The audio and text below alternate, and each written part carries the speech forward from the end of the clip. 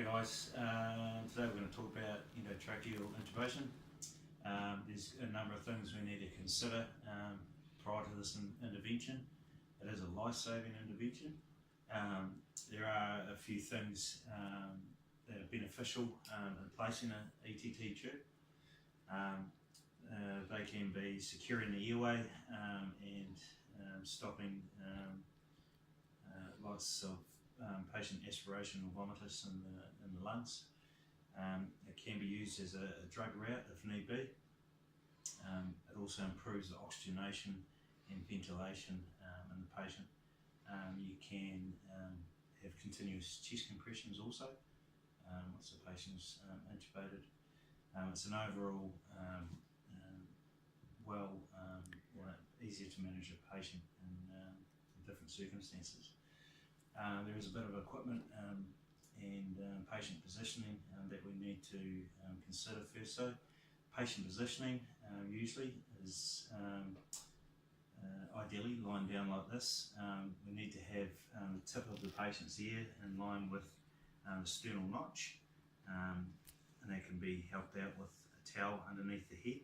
It's called the sniffing position. This allows for the mouth, the pharynx, and the trachea to be in a neutral axis, which should give us a good view of the vocal cords, which we aim to put our tube through. Prior to doing all this, we should be pre-oxygenating our patient, preferably with bag valve mask, and also have our equipment ready. There is an assessment that we should consider also, called the Lemon assessment. This is your visual assessment prior to intubating of our patient. L usually corresponds to facial features or any trauma, damage, things that may cause an issue, like bleeding, large tongue, teeth, broken teeth, short neck. If the mandible, the jaw, is small, fractures around the face, or sometimes a large overbite in patients. We need to do the 3-3-2 rule.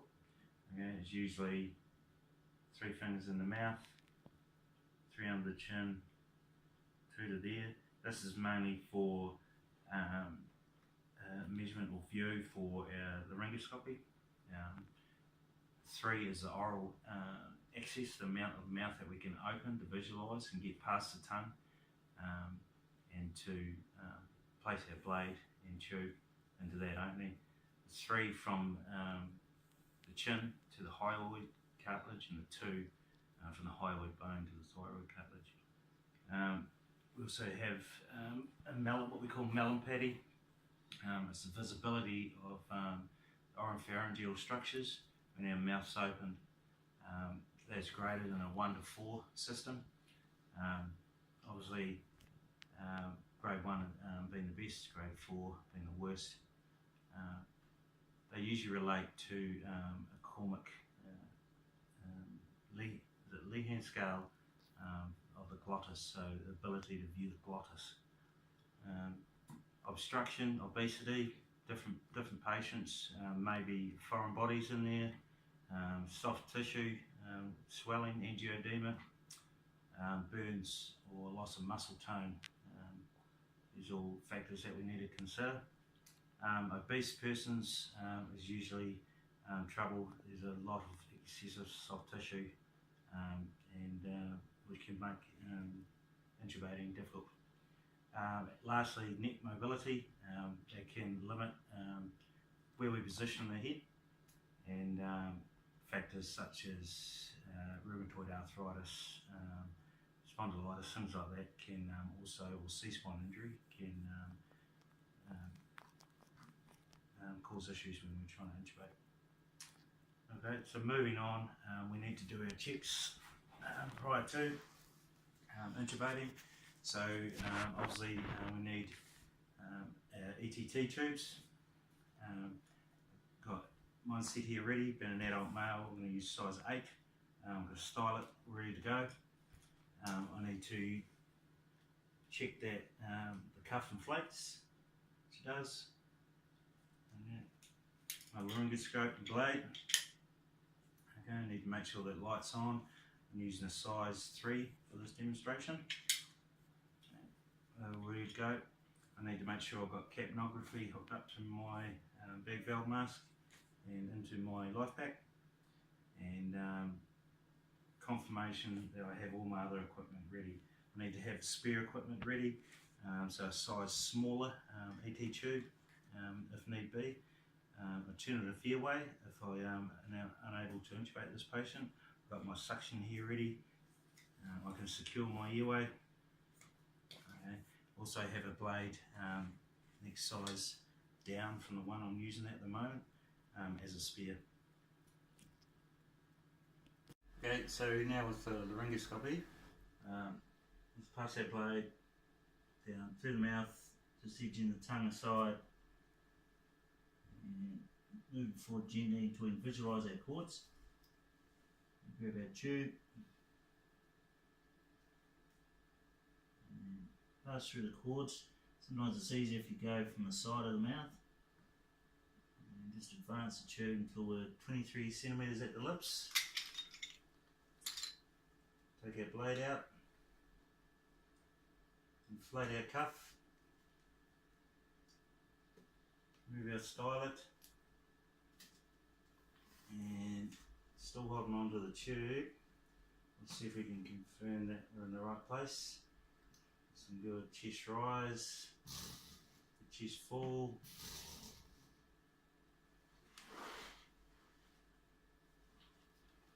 Need to secure that tube now.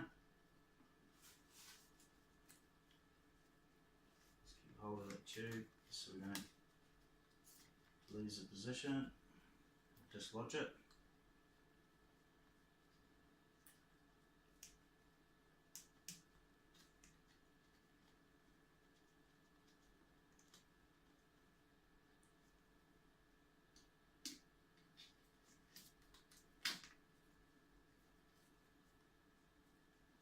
Okay, so now we should still have some good chest rise and fall. We should be in the right place.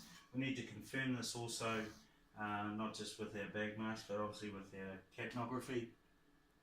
Make sure that we have good wavelength and a good reading or accurate reading. Also, we need to auscultate all areas or lobes of the lungs, and see if we can confirm good placement of the tube. There should be good compliance with our bag valve mask. There shouldn't be any resistance with the tube,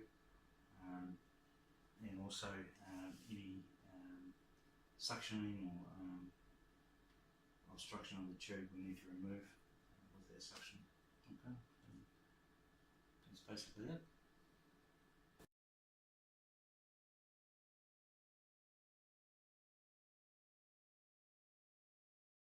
Hey guys, today we're going to talk about RSI assistant. RSI is quite a risky procedure, so we need to be well prepared. Firstly, the patient also needs to have the proper indications for this procedure.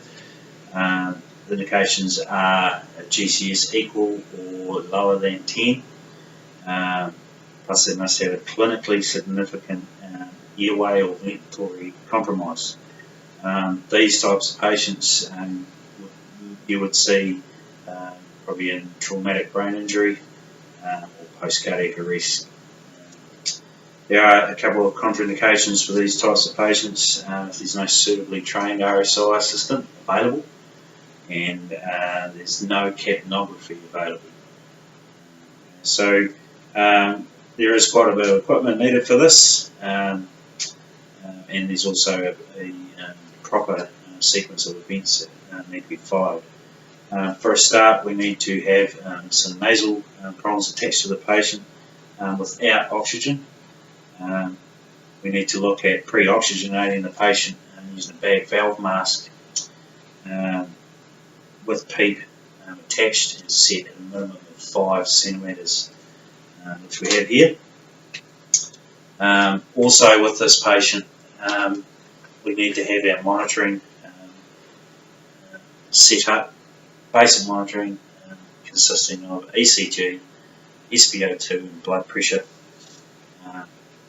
Monitor needs to be in good view so we can see any changes in the patient's condition. Our capnography is also attached with our bag valve mask attached to our life pack, also in good view. Preferably we'd like to gain 2 sites, IV sites, which we have in this instance, and also have a 1 litre bag of 0.9% sodium chloride running. We need to consider positioning this patient for an optimum airway control. So in order to do that, we have the patient in a good sniffing position, and I've assisted that with a towel underneath his head.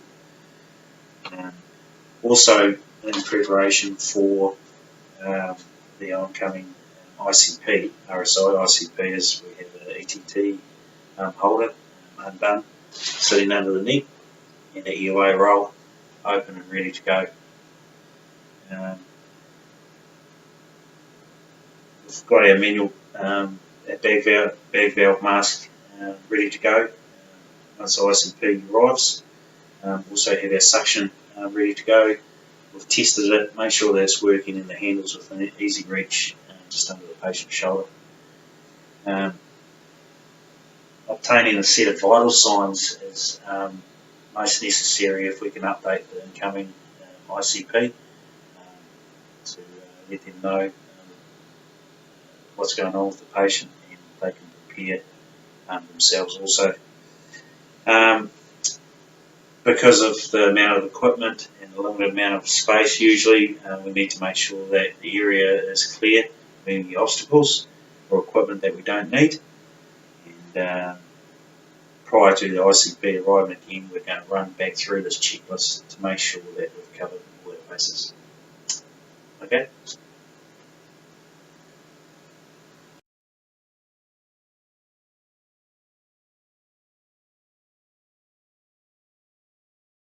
Hey guys, we're going to talk about transcutaneous pacing today. This is indicated for a patient that is either in a narrow complex bradycardia that is unresponsive to atropine or adrenaline or a broad complex bradycardia that is quite significantly compromised. So prior to this, we need to prepare our patient for this. We need to explain the procedure. The patient would usually be in a poor state of perfusion, so delayed cap refill, poor palpable pulses, diaphoretic, and maybe altered level of consciousness. We need to obtain IV access and prepare some resuscitation equipment. My assistant can do that for me. I've got a bag valve mask here attached to my oxygen, airway adjunct, airway roll, and that's in the event of worst case scenario. We have all the monitoring gear already set up, 12 lead ECG, as well as our pads, so they're in an anterior posterior position, SpO2 and a BP cuff. We're going to explain again this procedure or this intervention to the patient. We have, in the event that this is quite uncomfortable, we will give this patient, we'll titrate this patient some fentanyl and maybe add in some low dose ketamine. We need to confirm also that this patient's in a narrow complex bradycardia or stolen one. We'll do that by printing off our strip. So heart rate of 30, I'll get my assistant to confirm that. Yep, heart rate of 30 narrow complex. Okay, and we'll move on to the procedure itself. Okay, the procedure itself is we need to ensure that firstly we're in a manual mode and that we are in the pacing mode itself. Prior to anything else, we need to just confirm there's a detection symbol above the R wave, which there is. At the moment it's at 60 beats per minute. We need to increase that to 70. and then we introduce the current or the milliamps. We need to increase them by 10 until we obtain capture. So we're at 70 milliamps now, obtain capture. You can print that off to confirm that. Yeah. And then we check to see if there's any palpable pulses. We'll continue to increase that by 10 until we're at 80. Again, we'll check for our palpable pulses. They can include femoral, carotid. Meanwhile, we're still talking to the patient and titrating analgesia and or ketamine due to this discomfort. Carrying on with our monitoring and also continue checking those pulses. If we're in the event that we lose them, we can increase our heart rate by 10 also. Bring that up to 80 and then check again for our femoral and our carotid pulses and ensure that we still have an output. Okay.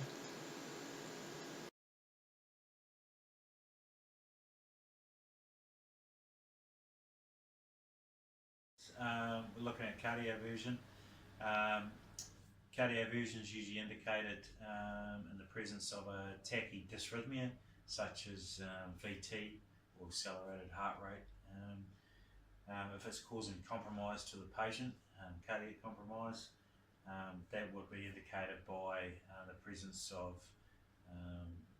poor cap refill, diaphoresis, nausea, syncope, possible pulmonary edema with associated to the myocardial ischemia. The patient, depending on the level of compromise, may be at a point where they're at peri-arrest. That's where we need to intervene with cardioversion. So in this instance, we would have we've identified a rhythm of VT. So we've got our pads in the apex, sort of sternum sort of region, and we also have prepped ourselves with IV continuous monitoring. Of SpO2, blood pressures. We have our resus gear organised also, bag valve mask, airway adjuncts, all ready to go, added oxygen to the patient, and fluids set up ready to use. Because of the discomfort that may be caused by this, if we have enough time, we will introduce fentanyl as an analgesia and or titrate ketamine to effect if sedation is required. Okay, so moving on to the procedure itself. In the machine, we need to ensure that our defibrillator is in manual mode, and our pads that were placed are in the correct position. Usually we would use a cardioversion checklist as best practice, and we can confirm this with our assistant as we run through it. So our defibrillator is in a manual mode. We have our pads in the right position. We need to select the lead with the most visible R wave, ensuring there's no sort of artifact or movement. By doing that, we can obviously press our lead, roll it down, 2-3 ABF. We need to put the life back into synchronized mode. Okay, and we can see detection symbols now coming up on the best R wave.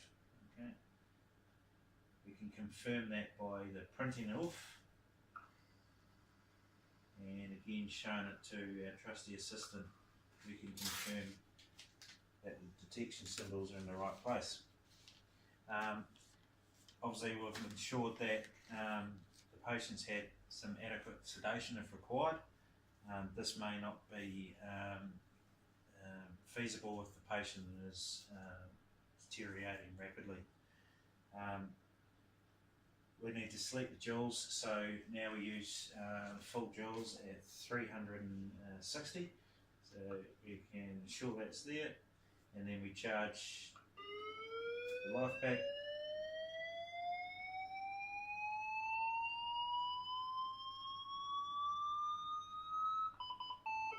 $360 joules, make sure everyone's clear, shocking the patient now,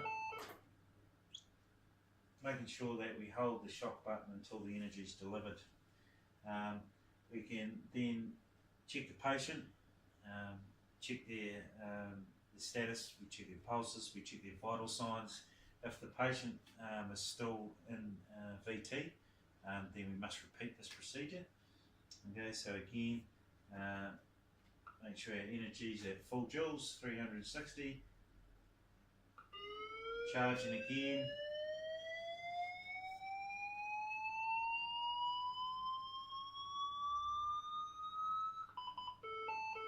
Everyone clear, shocking now. Holding the shock button until the energy is delivered, and we see we're back into sinus of or a sinus rhythm of some description. Again, we need to go back over and check the patient's vital signs and continuously monitor as we're travelling towards ED, titrating analgesia to effect.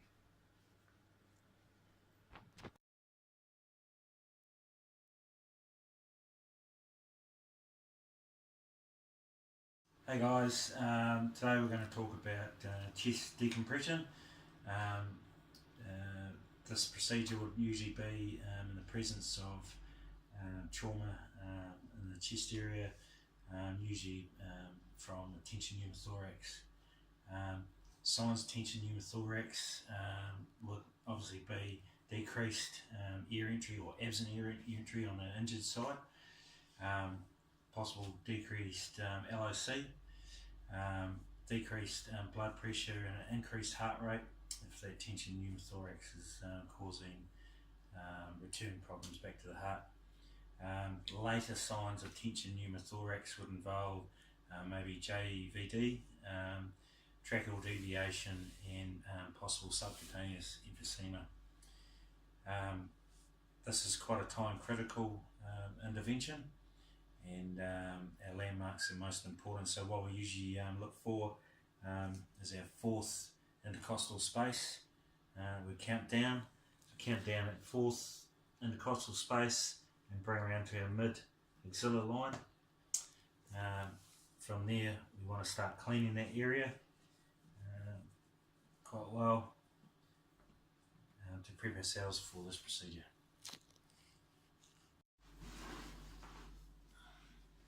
Okay guys, so we're going to start this procedure. We've found our landmark. We've cleaned our side of incision. Going to make an incision with our scalpel along that fourth intercostal space. Our Turkle needle, right, we're going to insert that at a 30-degree angle upwards and into the pleural space. And then once that's inserted, once we've got a bit of resistance there, we take the needle with the catheter and secure the catheter to the patient. Okay, we need to confirm that there's actually air leaving that pleural space also, and then reassess the patient. That would involve a full respiratory assessment, auscultating all lobes, vital signs, see if there's any improvement in their vital signs, and their SpO2. If there isn't, then we need to prepare for a further intervention of finger thoracostomy.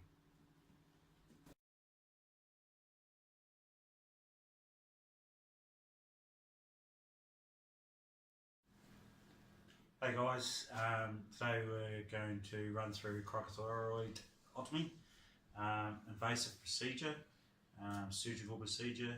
We use it in patients that we cannot intubate and we cannot oxygenate. So patients like that would usually be as a result of severe trauma to the face or neck region. Patients that have a full obstruction that we can't intubate, or upper respiratory tract trauma, those kind of scenarios. Sometimes patients that are trismus and aren't responding to drug therapy or things like that. So different situations would call for it. We need to be quite accurate on where we're going to make the incision, so we need to know our landmarks. What we're looking for, trusty mannequin here will help us, as we need to locate the laryngeal notch or prominence as our first main landmark we're looking for. The finger below that, where your finger's resting, is what we call thyroid cartilage. Another finger below that, if we do that correctly, is the cricoid cartilage. In between those two cartilages is our cricothyroid membrane, where we're going to be making the incision. Easier for a model to show on. We can see our laryngeal prominence or notch here, our thyroid cartilage, our cricoid cartilage, and our cricothyroid membrane, where a incision will be made. Okay. So we need to know those landmarks and be quite accurate about that when we're palpating. We need to make sure where we're going to be making the incision has been cleaned. We do that with our alcohol wipes. Also our equipment that we need, basic as it is, we need our size 6 cuff tube, obviously our alcohol wipes, our scalpel for making the incision, some lubrication for our cuff tube, and our syringe for inflating our cuff, preferably a nice clean septic area. Do that. Okay, so on to the procedure. So carrying on with the cricothyroidotomy procedure, we're just going to demonstrate how that's done. First and foremost, we need good PPE with our gloves and our glasses. We've located our landmarks as we've explained prior. We've got our equipment ready. First thing we need to do is stretch the skin over that landmark, or secure it over the landmark so it's not going to slide around. We've got our scalpel ready. We need to make a horizontal incision in the membrane, or the skin above the membrane. So we just puncture the skin. We'll start making a horizontal incision. And then below that also we need to puncture the cricothyroid membrane. Once we've punctured that, keep our scalpel out and free. If we need it again, we can use our little finger to dilate and widen that incision, or that puncture, in the cricothyroid membrane. Once we've done that and made a suitable sized hole, we can sort of feel that notch that we were talking about before, that laryngeal notch. We'll get our ETT tube, and we can pass that tube into that incision.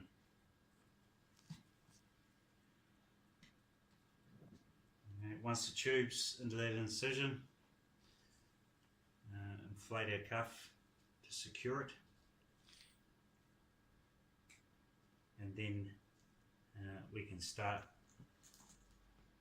looking at ventilating the patient. We can confirm our placement of the tube just with our bag mask. Okay, and then once that's done, we can secure our tube before we carry on with our confirmation of our properly placed tube on the patient. Hey guys, now that we've performed our cricothyroidotomy, due to our poor country cousin equipment, just as an explanation as to where our tube is meant to be placed, in the patient with using this model here. You see our cricothyroid membrane down here. A tube's been passed, and we pretend that this tube's actually in the trachea. So we've got it passed into the trachea. We've got an inflated cuff there, and we can see our black lines where they're meant to be. If we can visualise it, that'll be sticking out of the skin, sitting up out of the skin as opposed to taped to the underside of the mouth. Okay, so inflated tube, we're ready to go with that. On our mannequin, we have our tube in place. We're able to ventilate the patient. We need to confirm equal air entry. We do that by obviously auscultating their chest while we're using our bag mask. So try using our 4 zones, confirm equal air entry in all 4 parts of the chest. We also need to confirm, due to incorrect tube placement, that we don't have any subcutaneous emphysema. We also need to feel for that. Signs of that would be that bubble wrap feel beneath the skin, or unusual areas of the chest that are inflating whilst that we're bag masking. We need to secure our tube, obviously. If once we've confirmed that we have a correct placement, we can do that with our cord. It can be tied in under the head, back of the neck, sorry. Also to continue monitoring this patient and continue with correct placement, we need to ensure that there's good capnography attached. So we already have that attached to our bag mask. It's good practice, and we have our SpO2 probe on to guarantee good oxygenation in this patient. We need to keep confirming or making sure that our readings are correct in these types of patient, and that the tube hasn't moved or become displaced or dislodged. Ventilating appropriately as per our guidelines or our resus guidelines, and as per the scenario involved in these patients, be it adult or paediatric. This type of procedure is the same in adults and paediatrics, obviously with smaller size equipment in paediatric patients. Okay, thanks very much.